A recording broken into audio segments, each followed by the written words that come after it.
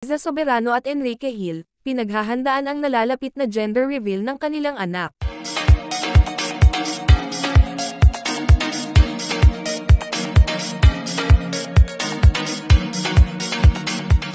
Excited sina Liza Soberano at Enrique Hill sa paparating na gender reveal ng kanilang unang anak. Ayon sa aktres, espesyal at memorable ang magiging selebrasyon para sa kanilang pamilya at malalapit na kaibigan. Sinabi ni Enrique na pinaghahandaan nilang mabuti ang event upang maging sorpresa ito para sa lahat. Maraming fans ang sabik na rin malaman kung lalaki o babae ang kanilang magiging baby. Ibinahagi ni Liza na anuman ang kasarian, ang mahalaga ay malusog ang kanilang anak.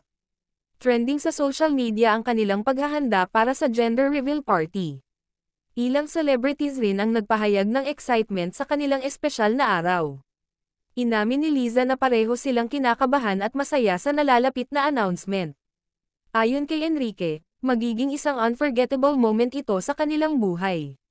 Patuloy na inaabangan ng kanilang supporters ang resulta ng gender reveal. And this are Chika for today mga ka-showbiz, sana nag-enjoy kayo. Don't forget to like, share, subscribe and click the notification bell for more updates.